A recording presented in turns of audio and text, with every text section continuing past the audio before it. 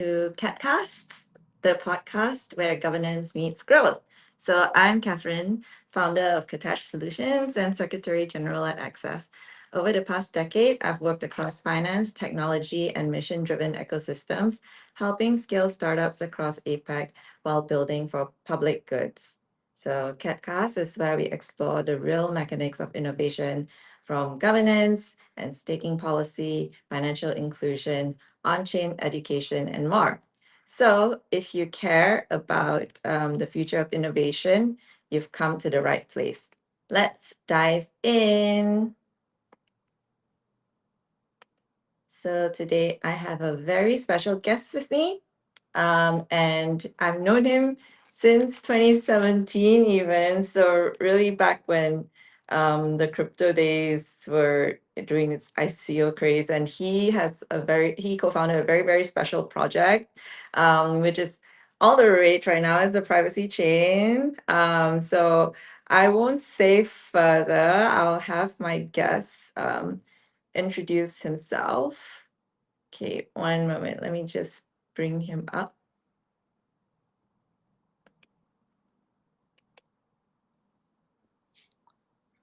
Hey. Hi, All right. Catherine. Yeah, hey.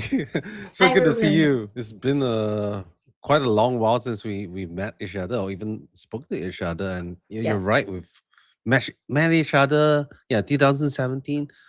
Were you with like Liquid then, or was it Yeah, I different? was. Yeah, And then, that's correct. yeah, you gave me a Zcoin shirt. Oh wow. Yeah, that was a long time ago. And as you said, it was a very different place. I think institutional adoption was not quite there yet, and it was still a bit of the wild west, but we've come a long way. It's like, oh my god, it's almost 8 years. It's I crazy. know, right? And you're still with the same project, which is amazing. That's right. Yeah, so I guess I'll introduce myself. My name is Reuben. I'm from Malaysia. I was actually prior Mm. to going into blockchain or like crypto full time, I was a lawyer for 10 years. And back in 2012, 2013, I actually founded a VPN service in 2007. And that's kind of how I got into crypto because VPNs were considered dangerous things back then, and Mm. I had a lot of my payment rails cut off, and that's how I got into crypto. And obviously, VPNs being about privacy, I naturally fell into privacy coins. I looked at dark coin, which is now called Dash, Monero, but Mm. there was this new upcoming project in around 2016, which was called Zcoin then. And I really liked the way that they were building privacy. It was the very first ZK, like zero knowledge proof protocol. Actually, Wow. it's like 1 year. 1 month before zero Zcash actually launched, so we actually are quite pioneers in the space. And I decided, like, wow, this really resonates with me, and the tech is cool. I love the community, and just decided to dive into it. And wow, how many years later, I'm still at it. So yeah. Yeah, it's amazing. Okay, hello, fellow Malaysian, firstly. Yeah. Yeah, it's a whole Malaysian cabal thing when it comes to Web3 folks and builders. So, what I find interesting. Okay, can you share more about the rebrand, right? Right. Yeah, that happened over the years. Because now it's called Firo. That's right. Yes. Yes. So back then, when we launched in 2016 the Zcoin, it was because we were using the zero coin protocol. Mm. Zcash uses something called the zero cash protocol, and although the names are similar and they have shared authors, Yeah. the cryptography and the setup is completely different. So back then, because we were using zero coin, but often we were confused to be like a Zcash fork. Mm. And like, for example, the Chinese nickname for Zcoin was Xiaoling B, like Mm. small zero coin, while Zcash was Starling B. And I'm like, I don't want to be the small one, right? uh, and similarly, a lot of the things that we did, like for example, we did the Thailand elections in 2018 with over 127,000 people casting votes on our blockchain. People got confused and thought Zcash did it, right? Ah, And similarly, Zero Coin also had, a vulnerability. We moved away from Zero Coin a very mm, long time ago, and we were like, mm, why are we calling the coin after our protocol? Because we're going to be changing a lot of protocols, we're going to be upgrading and using the best tech, right? And we thought, well, why don't we talk about more about what we want to be? We want to be money, we want to be easy to say, I'm sending you Firo, and like, if you think about it, Bitcoin isn't a really good name. It's just that it has stuck, right? I think when you first came across Bitcoin, like, what's this, like, toy money, right? What is it, a coin, right? mm, And we felt like, look, if we want to be digital currency, we should sound like it. So I think, and we also have like a burn and redeem model where you destroy your coins, you burn up the coins, and then redeem them for new ones, which is why Firo is like red color, fire, and all this sort of thing. So ah, yeah, all the reasons that led to the rebrand. Yeah. So I got think it. that's it in a nutshell. Yeah, thanks for sharing about the rebrand journey. So what I find interesting about Firo's approach in the privacy space is that it treats privacy less like a binary switch, right? And more like a governance choice over time. So you keep privacy opt-in, but you kind of nudge usage through defaults uh, by nudging room for defaults. Sorry, you actually leave room for exchanges, auditors, and regulators to engage whilst you still promote privacy use. So I feel like it's a bit different from other chains that enforce like mandatory privacy from day one. Hmm. So I'm curious to know how you came about with that intention and whether you saw it as a way to let like the ecosystem mature first before kind of making it a privacy as mandate kind of thing, or did you want to do like privacy by default? I'm just curious to know, yeah, your approach. I think that's the answer to this question is a bit, I guess, like it's multifaceted. The first thing is that when when we started with ZK proofs, and also the reason why Zcash also, when we started like back in 2016, zero knowledge proofs were really slow. Like Mm, the performance characteristics were really bad. It gave really good privacy. It was a good experiment, but back then, like, verification times, proving times. Like I remember, even with like Zcash, if you wanted to do like one transaction, you had to have a very beefy computer, and you would take 20 to 30 seconds just to generate a transaction. Then, mm, so like given those type of performance characteristics, it's very hard to make it mandatory by default. The tag wasn't ready for that.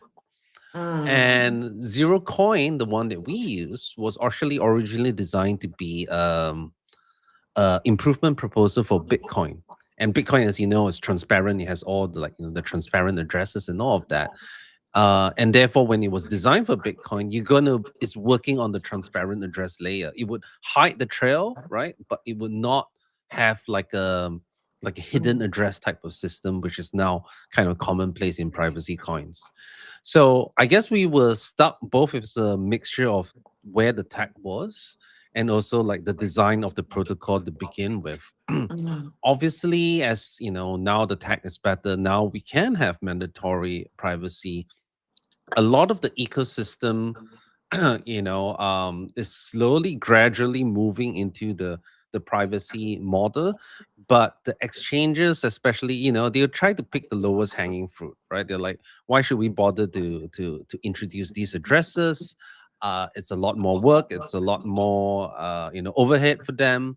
mm, And why fix something that is broken, which is a continuous challenge which mandatory privacy on chains do not suffer. But those that do advocate for mandatory privacy on chains, the ones that succeeded are ones that did it really back in the days when exchanges were more about listing interesting projects and were willing to do the work to do it, versus mm, now, which is kind of like a shop, right? Like I like to list ERC20 tokens. I like to list Bitcoin tokens because it's so easy to do it rather than have to build a whole custom system just for a privacy chain. So if you were starting a pure privacy chain now and you were using your own privacy system versus something like Monero or Zcash that already exists, it's gonna be a really uphill battle if you care about centralized exchange listings. So Mm, it depends how you see your place in the ecosystem. If you just say, I just want to be a privacy coin like Monero, I don't really care about interactions with other ecosystems. I built money and that's it.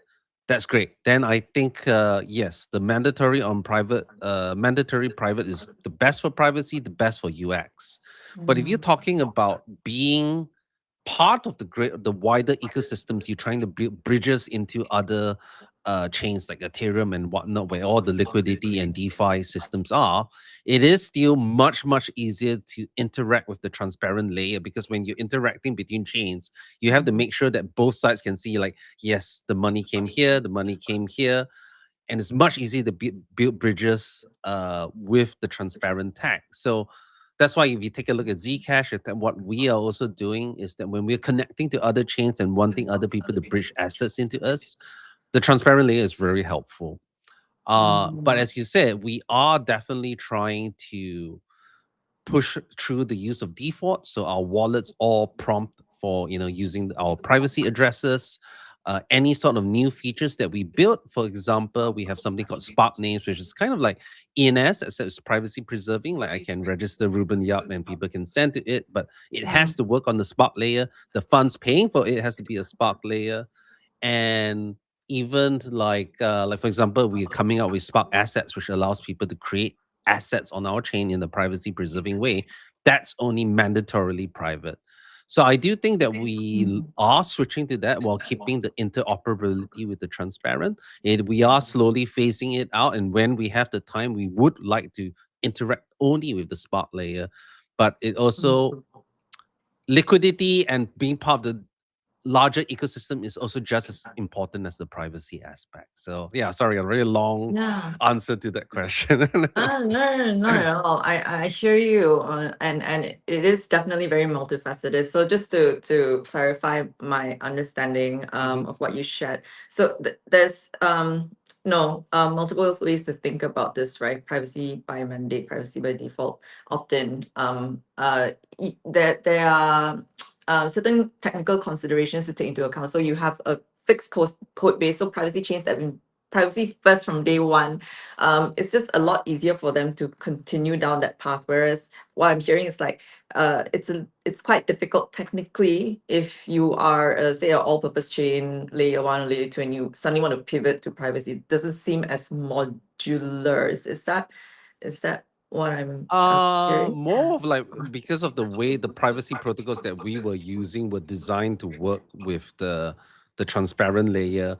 Mm, And once you've already like kind of been in it for a few years, now if you want to switch, especially if you're a smaller chain, are you willing to lose all your centralized exchange listings and all your ecosystem, your mining pools and all of that, like that, you yeah. know? Oh, And actually, yeah. Sorry, to that yeah. point you said about what you said about it impacts your centralized exchange listings. Can you share a bit more about that? Because I'm not too sure. Is it like a listing process criteria that they need to meet as a privacy chain, or yeah, what is the impact of that? And It's then mhm. ecosystem impact as well on in a decentralized space, because I'm seeing it as like CFI and DeFi type of Right. impact. Yeah.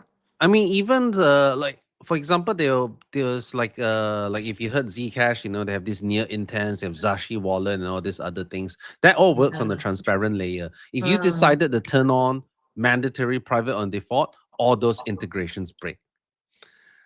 Right. So mm, similarly, for example, we have like atomic swap based decentralized exchanges for Firo and whatnot. If we set mandatory privacy now, those integrations would break, and it would require, it is not impossible if you had a lot of money, a lot of developers, and people, you say like, I'll pay for all of this to be done. The tech is kind of there, but how are you going to convince all the centralized exchanges that is worth the technical lift, right? Like, mm.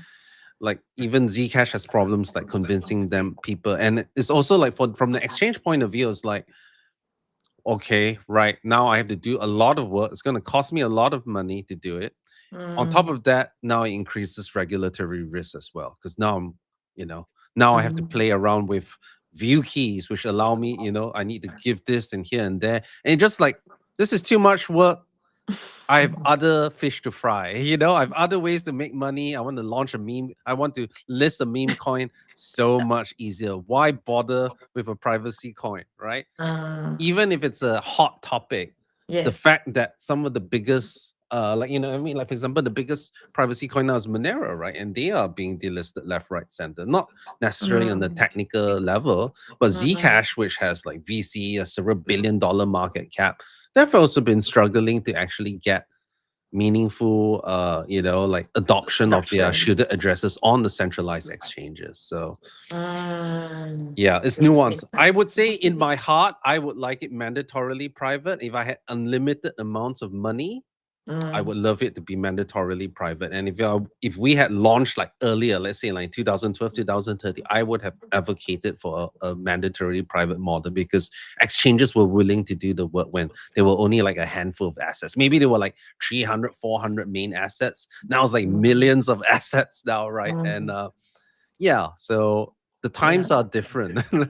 Makes sense, makes sense. And then, yeah, in the DeFi layer, right, you talked about having a transparent layer to Mhm, for protocols to interact with that's and right. bridge assets through. Can you share a little bit more about the Spark layer you mentioned? I'm not too Sure. familiar with the Right. infrastructure. Yeah. So basically, I mean, think about it like the transparent addresses are work just like Bitcoin, right? Yes, you can create a new address anytime, but Mm, whenever you see a transaction, sender, receiver, and amount are all revealed. You can see address A sends address B and the amounts that are also being sent. mm, Now, to get into the Spark layer, you can basically burn your coins or basically transfer it into the shielded layer, which some like that's what Zcash calls it. Is basically, let's go into privacy mode, right? And what happens then is that you see a transaction that goes, you see like, okay, address A sends 500 coins into this black hole, right?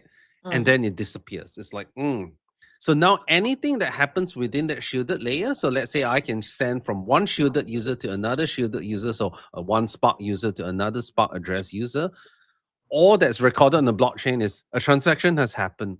mm, No sender, no receiver, no amount, right? Everything is hidden, right? Obviously, there are some exchanges that support this. That means I can just do my exchanging and like depositing into an exchange, withdrawing directly on that shielded layer. But most other exchanges, especially the bigger ones, they'll be like, no, you have to get out of the private layer, bring it back into a transparent address, and then only transact with our centralized exchange. So it makes it easier for them to say, like, okay, like for example, one example is, let's say when you receive money from this particular address and then it goes into your exchange, and for some reason you're like, I think this is fishy, something's wrong with it. Now, if you had a privacy system, there mm. was no way for you to refund it. It's like, who are you going to refund it to? I don't even know. There's no Ah, address for me to mm, send it to. It's just like it came from somewhere. yeah, And then you need to talk to the user. Oh yeah, show me a proof that this came from you. And it's just like, can you think from a customer support side? It's just like a nightmare, right? But yeah. from an exchange, if it came from a transparent address, if I'm not willing to accept it, I just return it to the same address, right? That means Mm, I'm not facilitating like, oh, because how some money launderers works, like I deposit it there and they say, oh, please return it to another address. And then now you kind of just clean your funds, right? So yeah. that's why it's important for the exchange to return it to the same address where Return it to came from. sender. So yeah, these are some of the considerations. Yeah, and us, yeah, thanks for raising this privacy consideration, because one of the deeper questions on privacy preservation, and what it raises is that trust is how trust is formed, right? When you reduce visibility intentionally, so you shield the addresses. In transparent systems, so trust often comes from being able to see everything. It's like, okay, ultra transparent, nothing to hide. But in private systems, these kind of mechanisms change. So I love to hear how you think about trust in a blockchain ecosystem like Firo, so where users are asked to believe in guarantees they cannot directly observe. Yeah. This is a good question. It's a big, especially when you talk about like supply auditability, things like that. And Yeah. it's quite interesting that, like, I think blockchains are like one of the, like, most transparent systems out there, right? And now we need the most privacy systems to kind of augment it. It's kind of a, it's like fighting each other, right? Transparency and privacy, right? Mhm. And so how we actually achieve privacy, especially in our systems, is that you want to hide what the transaction is, but you want it to remain verifiable. That's where the trust comes in. If you can verify that this transaction is valid, that no coins are being created out of thin air, that you really say you have the coins that you are, then I have verified that this transaction has happened, right? So that in a way is that transparency was not really, it's more of like the bug rather than the feature. What blockchains need is universal verifiability. Anyone can take the blockchain and know that valid transactions are happening. No one's creating coins out of thin air. Bitcoin, Ethereum, and whatnot does this through transparency, which is, yeah, show everything so everyone can see A goes to B to C to D and E, whatnot. But with privacy, yes, we are not showing it to you, but we are producing mathematical proofs to show that yes, these things work, right? Like there's no coins being created out of thin air, valid transaction has happened. It's just through a different mechanism. Mm. Now, your trust is like, okay, do I trust a transparent system? Or do I trust the mathematics that is backing these type of privacy systems? And I think a lot of people are like, oh, I only will trust the transparent. I don't understand the math. But realistically, whenever you do a transaction in Bitcoin, are you actually like, oh, yeah, is this coins created? No, you just go to a blockchain explorer hosted by a third party and like, ah, yes, it says it's good. I trust that the explorer is not lying to me. I trust that my software is correctly calculating it. Like Bitcoin had an inflation bug, right? Like software also has bugs. So in that case, you're trusting the software. Yes, the transparency is like built into the software and is supposed to verify this thing, but no one's actually going to go like, oh, into the nitty gritty and manually check that you are trusting the software. So, in the sense with privacy coins, there's an additional trust that you need to do is to trust that the cryptography, that the mathematics is correct. And if you are, okay with that, then you get all these other privacy guarantees. So it's a bit nuanced. I don't believe that Mm. you can't have auditability without privacy. In a way, it's like if you are very comfortable, like we're using HTTPS, we're using, all this type of encrypted systems. Do we not trust it? We trust it. Like we use Signal, are you saying like, oh, I'm going to verify that the cryptography is right? When I drive a car, I don't understand exactly the workings, but if I trust that enough, like the mathematics, the experts have taken a look at it, all the maths is publicly available for people to look at and poke holes at, then yeah, Mm. is where you're comfortable on that trust level, I guess. Yeah. Okay, so what I'm hearing is that the privacy guarantees are that supply is auditable.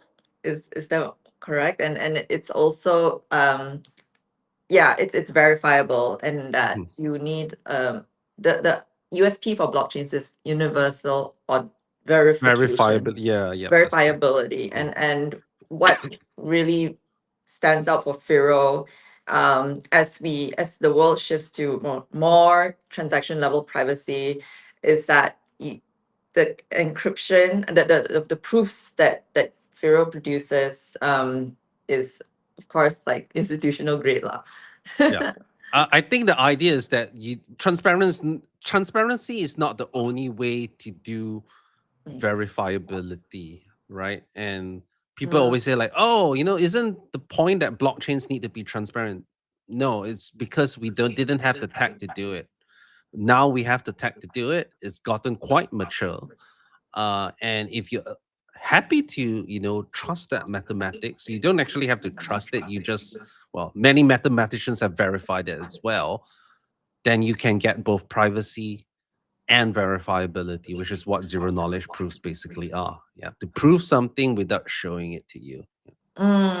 Got it. Oh yes, and there's a lot of like work being done on the data availability layer, right? So you show only certain amounts of data that can be batched in a more cost efficient way to Yeah, I scale. mean, ZK proofs can also be used to kind of like, in a way, compress data. So there are some blockchains like Mina and whatnot where instead of everyone downloading the entire blockchain, you can represent the chain in like a 20 kilobyte proof. So that when you Mm, see a transaction that comes in, you're like, oh, yeah, the state checks. And that's not privacy, but it's a way to use ZK proofs in a way as like a compression mechanism, right? And I think several chains are looking down using ZK proofs in that regard, like having small little like pieces of data that you don't have to, sync your entire chain for forever, and just verify, oh yep, the state change is correct, like A to B, yes, this checks out with this little proof that I have, rather than downloading the whole thing. So that's another use of ZK proofs, but it's not doesn't necessarily come with privacy. Yeah. oh, it doesn't necessarily come with privacy. So Mhm. what would differentiate Firo in this regard when with CK proofs? Oh, I mean, we use ZK proofs, but it's just like, what are you proving, right? Mm, In a privacy coin, I'm trying to prove that a valid transaction has happened, even though I'm hiding all the details of that transaction. While other people are using like, like what do you call them? Those like layer twos that use ZK and whatnot. They're more about compressing rather than having to sync the entire chain. I'm just proving, yes, everything is in order. This is this small little proof that you need to look at, rather than look at the whole, the entire state of it, right? So they're just proving different things. I'm proving that my chain is correct and state, and like I'm compressing all this data. While in my case, I'm like, a transaction has happened, but I'm not showing you the details. Yeah. mm, got it. But it's available for the user, right? Like I can see what happened, but my recipient, my beneficiary. Your sender and recipient will be able to see the details, right? Like, Oh, obviously, the receiver knows how much he has received, right? He right. may not know the source, but he knows Ah, I've received like 5 euro, 5.6 euro, right? And of course, okay. the sender knows that I've sent to this address, and I have that amount, but the rest of the world cannot see it, because only they have Mm, the keys to unlock that encryption, right? Yeah. I see. So only counterparties are privy to that information. But you can give view keys which allow outsiders to take a look in. So that means, like, if I want to give it Rookies. to a regulator or my tax guy, or I just want to prove to a arbitrator that yes, this transaction did happen, I can Yeah. give those view keys and they can look at Mm, it without like having span authorization, right? Yeah. mm, that's very cool. So it's like read only access. That's right. Yeah. Few keys. Very cool. So like over the last year, like it feels like privacy really re-entered the conversation in a very, very strong and strong differentiated way. So between AI-driven data leaks and corporate surveillance concerns, regulatory pushback under things like MiCA, like so suddenly privacy chains are being talked about again. But I feel like it's through a very narrow lens. They still carry a lot of, how do you say this, narrative baggage from earlier stories like, oh, illicit finance, for example, AML considerations, even as technology and use cases have evolved. So from what I've observed, there's a big gap between how privacy systems like Firo actually work in practice and how they're being perceived by Yep. regulators, exchanges, and the public. So I'm curious how that gap shows up from your side, especially when those perceptions start influencing like real world decisions, like what you mentioned, policies, listings, yeah, with centralized Mm. exchanges. Yeah. So I mean, I kind of understand. I mean, being a lawyer and also having worked with regulators, I kind of understand where they're coming from. And it's sometimes, not to say that the regulators don't know what they're doing, but Mm, obviously, regulators want to. Their goal is to be seen as doing something to address a potential harm, right? Let's just say. So in this case, it's like money laundering and like illicit finance, right? But sometimes it's just tough to do so. And let me just like share one story. We have been delisted from many exchanges, especially with MICA and also like pressure from the US as well. And it kind of surrounds the idea that, oh yeah, privacy coins are bad, it's only for illicit activity. And actually, if you take a look at the actual crypto crime, privacy coins probably only make up like about 1% of Mm. illicit crypto use, which is like really low. Like, Yeah. okay, right? And what the criminals use, they use stable coins most of the time, right? And the pseudonymity for stable coins is good enough for most illicit usage, right? And sure, the high level cases, yes, sometimes tether freezes this and whatnot, but do you think that's the only crime that's happening? I think it's like maybe Mm. out of 100,000, maybe one of this is being like caught, and the rest is just like, oh yes, just pass our checks, it's just past Mm. our blockchain analysis, scoring, and all of that. And this is kind of also how like regular finance works. It's just about limiting that risk, right? But you're not expected to catch everyone. It's just like, yeah. Mm. And how the regulators have gone about it is like, we an easy low hanging fruit is privacy coins. We just Mm. ban them because we see it as a risk. I don't know what kind of risk. Obviously there are many reasons why they might not want this.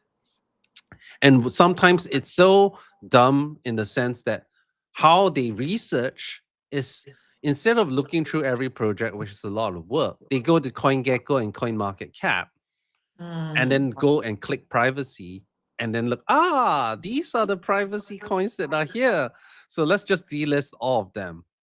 And Mm. that's really, and it becomes really obvious when some of the coins that claim that they have privacy, by the way, they don't.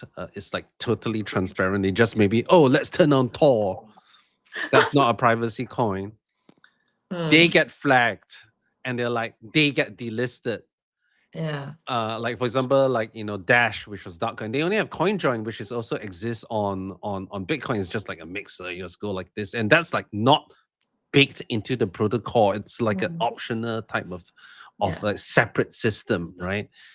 And yet they got banned, right? And there was like Verge, which is Mm. totally a Bitcoin clone, has a like tall layer. They got banned as well. Oh dear. And then all these coins come out and say, "Oh, we're not actually a privacy coin, like everything's transparent."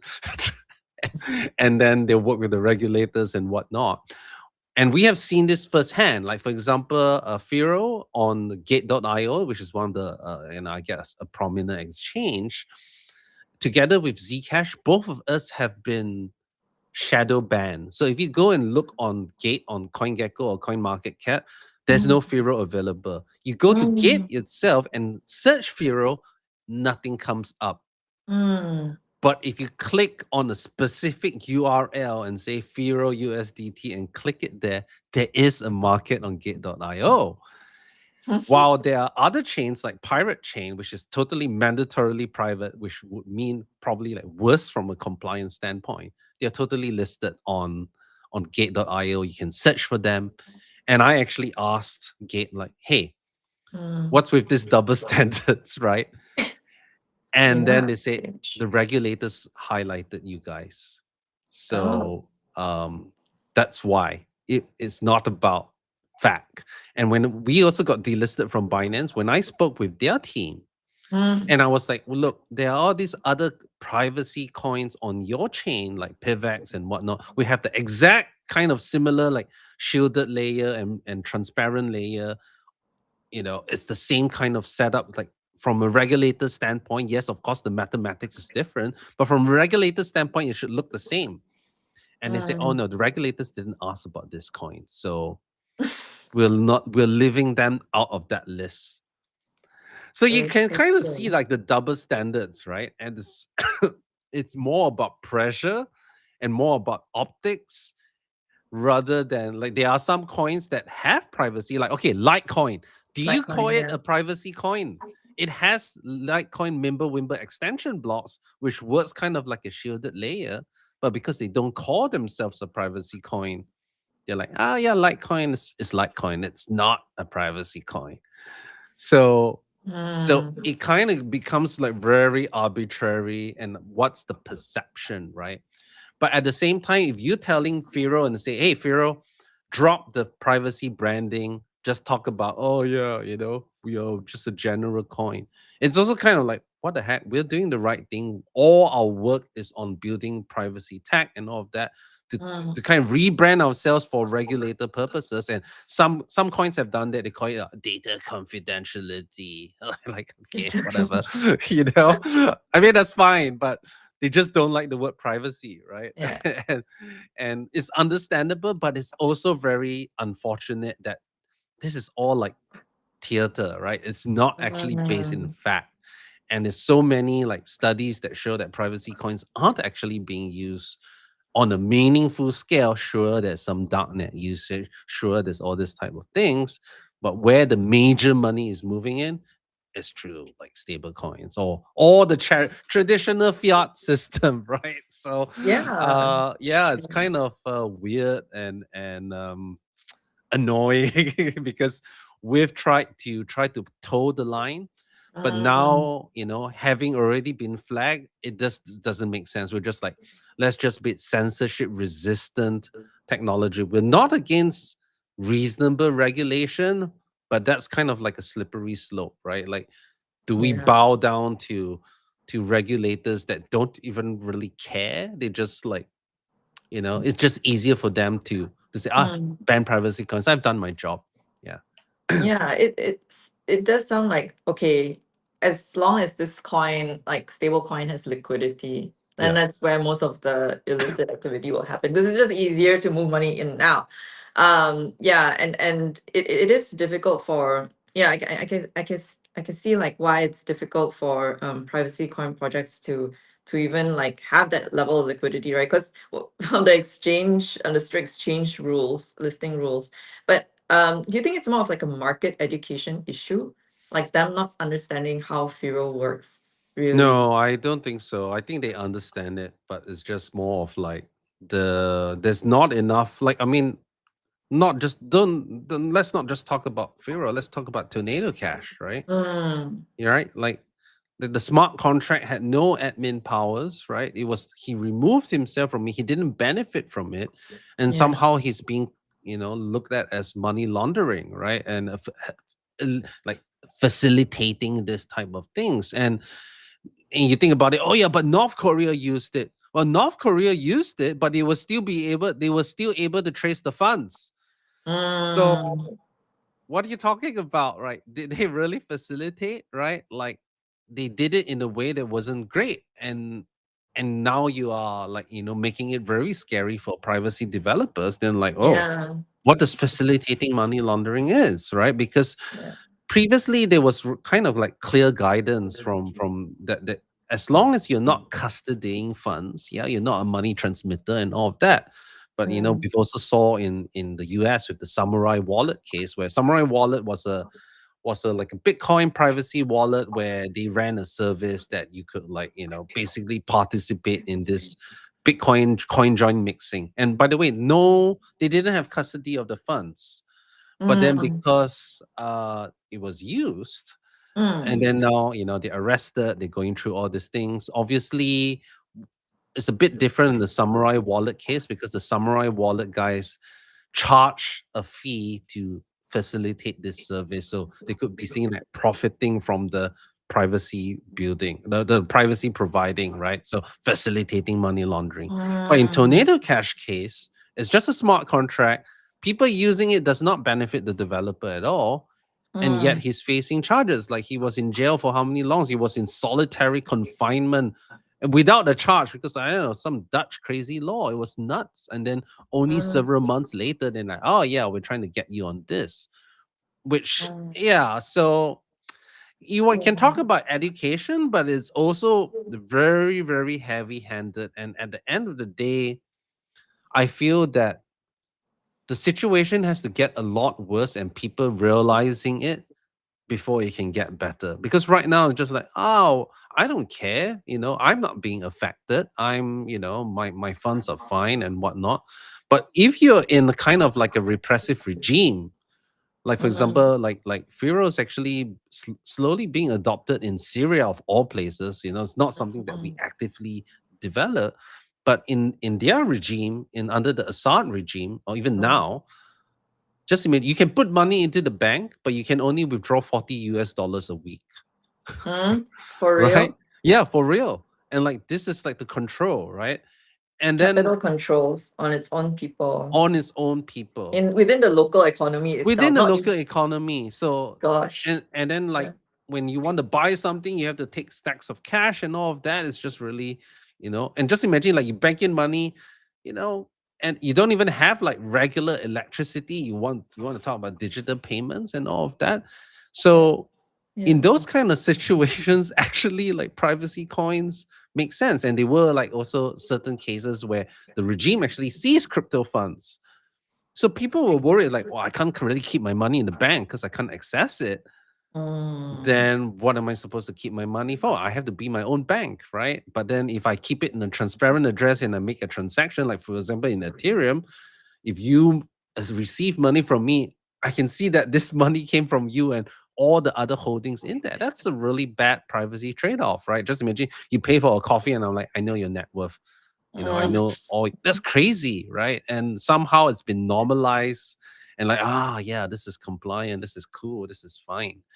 And to me, I mean, this is why I'm in it. That, may not be the most profitable thing to be in, but it's something that resonates with me because I see money being weaponized, not just between countries, like sure, yeah, sanctions and all of this, and the power of the US dollar, but now money is also being weaponized. It can be weaponized against people and its citizens, where if you're a dissident, cut off from the financial system, Yeah. what are you gonna do, right? Like for example, in Singapore, there was a good friend of mine.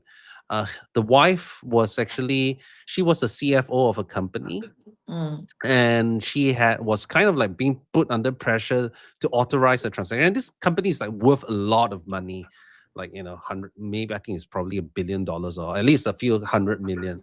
And I think she was being pushed to authorize a transaction for like I think 14,000, 15,000. I mean, it's not a huge amount of money, and they couldn't get the guy because the guy was on the run. So the authorities went after the CFO, and in the judgment it actually said like yes, she did not benefit from this, she did not kind of there was no conspiracy, there was no negative intent, she was just under pressure from the boss and just decided to approve this rather small amount. But they made her serve a prison term and said like, we are setting an example, you cannot just remain silent even because you saw that it was a bit fishy and you proceeded to do it But anyway. she didn't whistle blow. She didn't whistleblow. She didn't like call out. And she didn't even know whether it was an illegal transaction. It was just like, this transaction is kind of weird. Why is boss like pushing for this? And you're under pressure. You're like, okay lah, whatever. It can't be that bad. You know what I mean? Sure, maybe in hindsight she shouldn't have done it, but she served a term. And even by the way, the legal case took years. And even before the verdict was found, she was debanked, totally removed from the can't open a single bank account and all of that. And you're like, you're kind of almost guilty before you were Proven found innocent. guilty. Yeah, they're right. And that's crazy. So yeah, she served a jail term. She still can't get bank accounts. Obviously, this is quite bad, but I'm also more worried about like how governments can really use this to shut off opposition. Like, in Malaysia, MACC is a political weapon, right? So Oh, is it? I thought it was quite yeah. independent. We'll see, maybe. And all the attorney general. Oh no, the DPPs that fought against that persecuted for justice. One of them ended up really badly in an oil can. Yeah. Sad. The concrete tong, right? Yeah. I was so shocked. Yeah, but it's very very tragic price for justice. But I don't know. It's been years since. I mean, I've been working in Singapore since 2017, so it's been years since I even last voted. The last election was 2008 for me. Ah, No, wow. 2012. Yeah, and the last rally I participated was Versailles 2.0. Wow. And yeah, it's crazy because they were just tear gassing at will, man. Yeah. Yeah, I mean, like Malaysia is not so bad, but like you take a Mm. look at even our neighbors, like in Myanmar and all of that is crazy, right? So, Yeah. And then the recent Cambodia scandal as well, mhm. that They're where also China. stable using stable coins. Or the triads drug money is also using stable coins. So yeah, why don't you ban stable coins, right? I feel like, yeah, it's crazy because the it's only open source environments that enable this kind of innovation to happen, whether it's stablecoin adoption, privacy, innovation. Because and then eventually when the adoption gets proven, then you have like a mainstream use case narrative, which then regulators really look into seriously. So now the narrative is like, oh, we should use CBDCs instead. So Mhm, because they mhm, want to mhm. protect their own sovereign competitiveness, governments as in want to protect their own digital currencies of competitiveness. So it's but that wouldn't have happened if it weren't for open source innovation, right? So yeah, it's I I hope have a that. funny story on that. I Yeah. can't remember the thing, but I was invited to Bank Negara, and there was a lot of other, like, the CEOs of banks and all this, like the top people that were there. Ah. And they were talking about CBDCs or something similar, and they were Mm. like, they were all so like excited about it, like, oh, we can see all the money flows, we can see every single transaction, we can totally eliminate. And I'm like, the privacy guy there, I'm like, oh my gosh, like, really, is that what you want? Like, do you want to really? And Malaysia is slowly going down that path, the whole digital ID, they want to. Yes, yes, And the yes. government hasn't been really amazing at keeping our data private, like Mm. within one day, like there was data leaks and stuff like that. And it just Actually, like, right? Any yeah. any government that has national ID is already like yeah, not that private anymore. I And just national think ID is one thing, but to tie it together with your finances, like, correct. oh yeah, Yes, that's really yes. scary. And yeah, like I Singpass think, is like, like I that. recently was prevented from leaving the country because one of my companies forgot to pay a 6,000 ringgit SST bill. SST, Yeah, it was 6,000 ringgit, sales and which service tax. yeah, that's right. No, yeah, that's right. Yeah, No, sorry, it was a GST bill. It was the Uh, previous government, and I had forgot to pay it. Like, it was just some oh, mess up on the accountant side. And when I yeah. was at the gate, at the immigration counter, they're like, you can't leave. And I'm like, so yeah, I Oh missed my flight. dear. And I was like, wow, Oh this is kind of no. scary. Just over 6,000 ringgit, you can prevent me from leaving the country. Wow, So I yeah. didn't even know that. But like, I didn't know our government was so efficient. Yeah. So But now every time before I go, there's a website you can check whether you are banned from leaving the country. really, And my what wife would website is that? my wife would, yeah, actually you can just say it's immigration check or something like that. And then my wife said, remember, if you're going overseas, check that you can actually leave the country. I'm like, yeah, okay, okay. Well, but in terms of like your engagement with Bank Negara, for example, have they Yeah. been like proactive in, because I saw that BNM also released a white paper for consultation, industry consultation, Yeah, they were also thinking on of banning tokenization. privacy coins as well. I did Mm. write a reply, but I haven't received a response. So we'll see. Oh, but I think, but the topic about censorship resistance is so relevant for institutions, though. Like I said, institutions love privacy. So Yeah, why, privacy for yeah, them, but not for others, right? yeah, privacy for that within their consortia of counterparties, right? But open source innovation actually enables that sort of experimentation. So I'm just thinking like if there's a way to bridge that. I mean, there's sandboxes and stuff, but I still believe that open source innovation is way better because you have less conditions, less rules That's right. to operate within C, so you have more creativity. Yeah. Um, I mean, to me, AI is actually more concerning. We should be more concerned about that. But AI yeah, ethics, yeah, AI governance. That's true. Okay, so we're almost like 10 minutes to time, so I just want Sure. to do some like closing, looking ahead questions. Like, Mhm. um, where do you see, where do you see privacy focused systems? How do you see them evolving over the next few years? If you had the crystal ball is Well, I mean, like, first of all, I mean, previously, especially in the ecosystem, there's mostly about like privacy coins, about transaction privacy, right? mm, But obviously now we're starting to see the development of like privacy ecosystems, right? Where mm, and like similarly, like Firo is now developing like Spark assets, which allows like creation of tokens, and then um, allows bridging of other tokens into our layer so that they can enjoy privacy as well. So we're kind of like moving into that kind of privacy ecosystem, and we're also seeing, like Ethereum, like Vitalik has been really, really mm, pro privacy. mm, They have a roadmap talking about Kohaku wallet and all of that sort of stuff. So we are starting to see that, yeah, privacy is starting to be being built.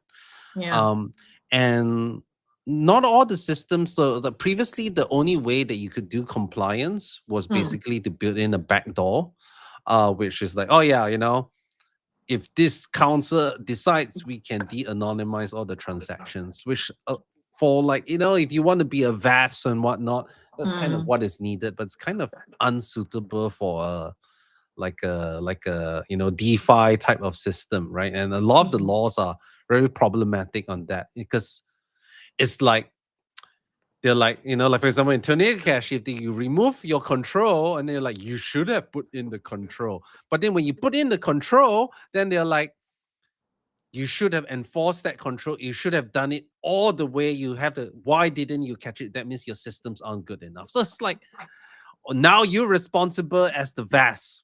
You have all this responsibility, and you're like, come on, mm, you no control, you get me full control. I'm also subject to all this thing. You're like, what do you want? There's no yeah. way to make it right. So this is interesting, a new thing that's been coming out called like privacy pools, right? And they use zero knowledge proofs in a way to kind of prove that you are innocent, which, by the way, on a conceptual level, I am very against. It's like, why should I prove I'm innocent? You should prove that I'm Mm, guilty, right? mm, But so stuff like railgun, real and there's time. this other thing called privacy post by OXBO or something like that. And the Mm, idea is that there is this kind of blacklist that is updated quite frequently.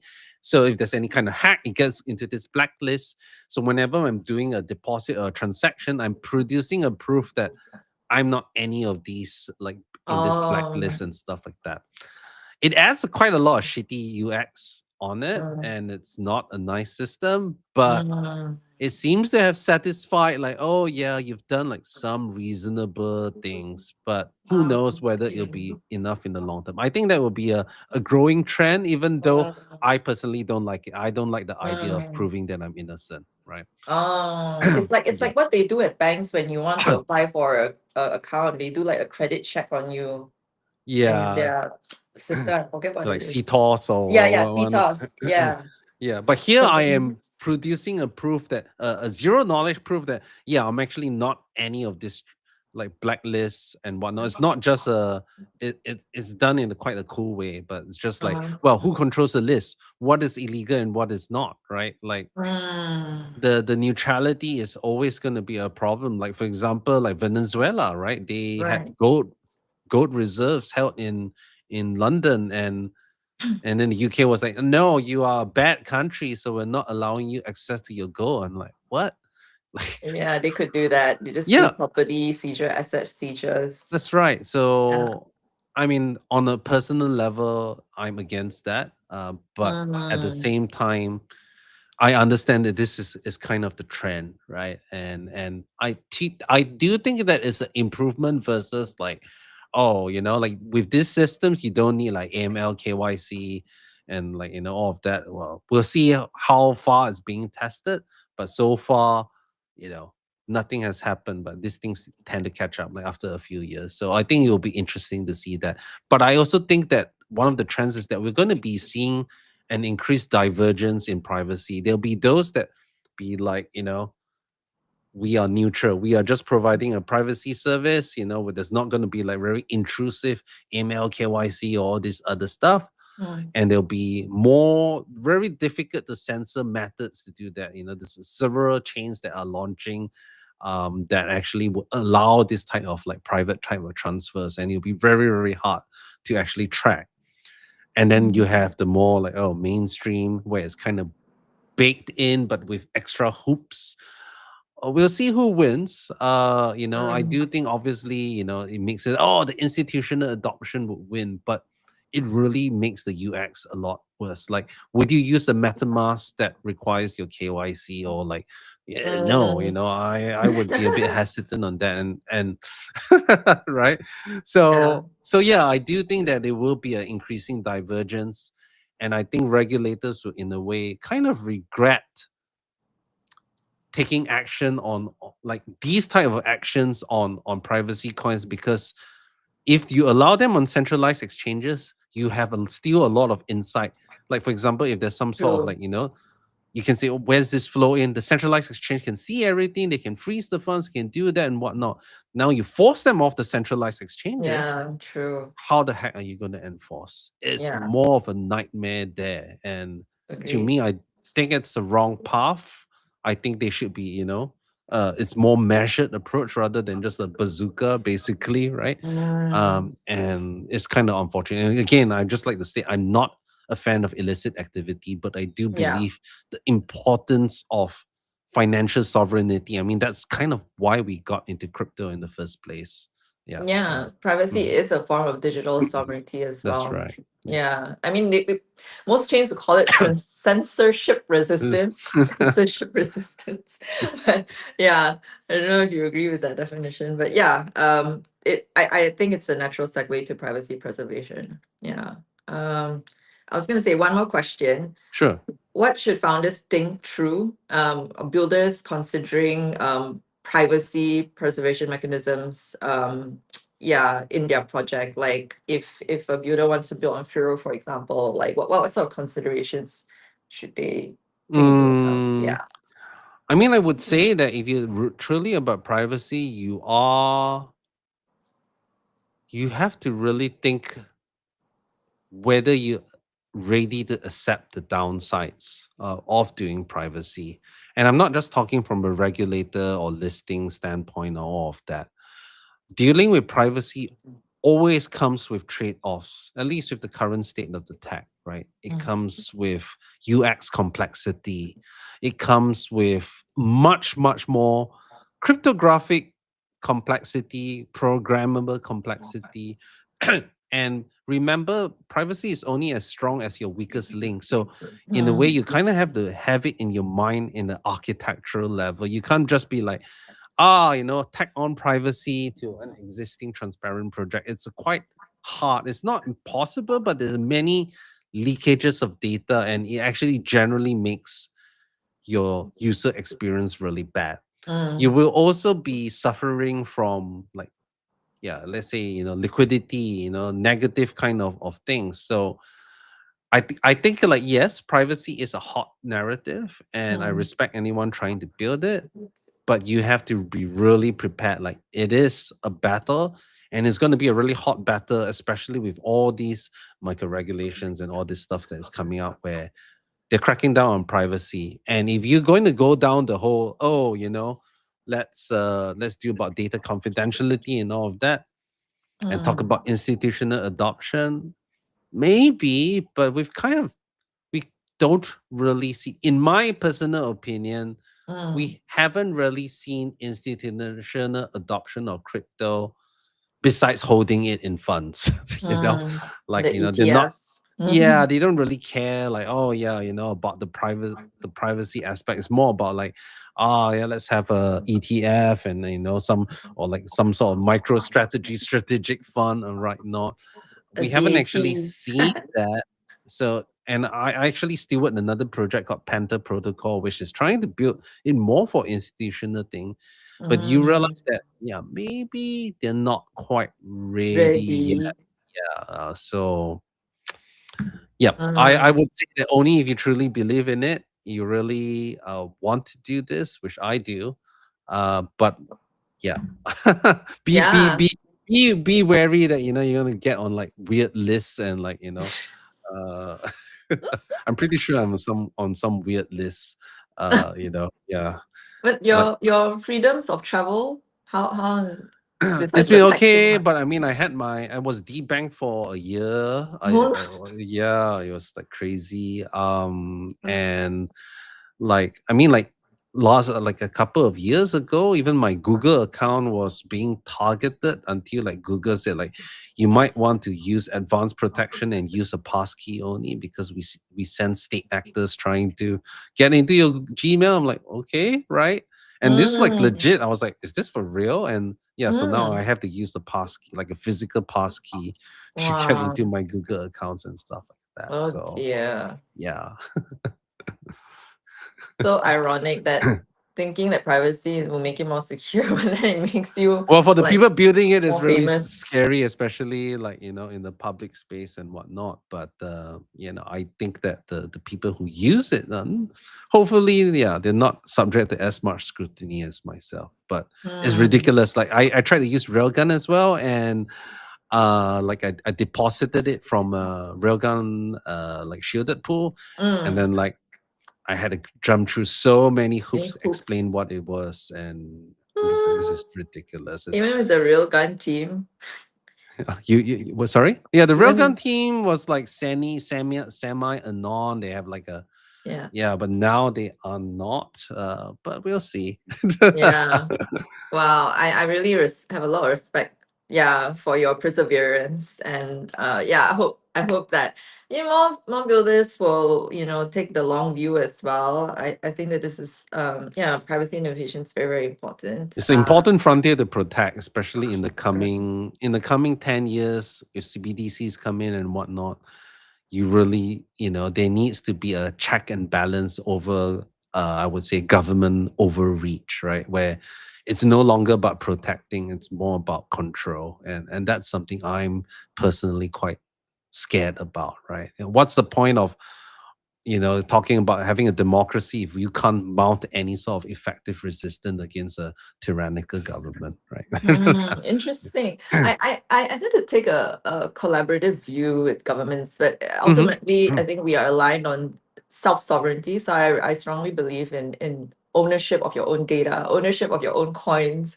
And Yeah, I'm that's not something we I'm not an should. anarchist. I just believe that, yeah, I mean, I'm not saying, Just- oh, F the government or something like that. More of yeah. like it has to Mm. be a check and balance. That's all I'm saying. Yeah. I agree. Yeah, every democracy has a check and balance, Mhm. and it comes down to this is why I started KatKast.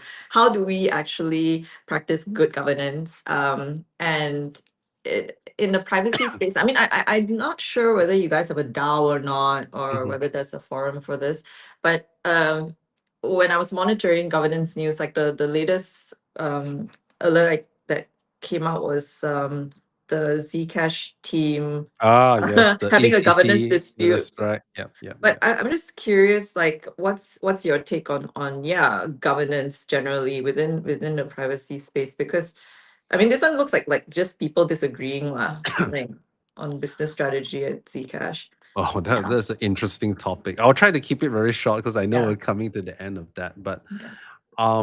one of the things that especially when it comes with also when you're building privacy tech, not all privacy tech is the same in terms of complexity. Hmm. When your tech is so complex that you need like a specific team that has acquired years of experience, it's hard to find another team to kind of do it. And if that really Yeah, really affects governance, because that means you are kind of captured by them, like yeah. not saying there's any nefarious reason. It's just a natural how it Both. arises. If your tech Yeah, has become so complex that only a small group of people can answer, then you yeah. become very reliant on that team, and they have a Um, lot of sway, right? And that's a bit of what has happened with the ECC and whatnot, and things like mm, that, right? But mhm, similarly, like with Firo, we have been trying to make things much more like simple, so that even if we're not around, other people can take around, right? mm, But I think I don't know whether there's a silver bullet. I think Vitalik has written a lot about DAO governance, and he's like mm, me is very against coin voting.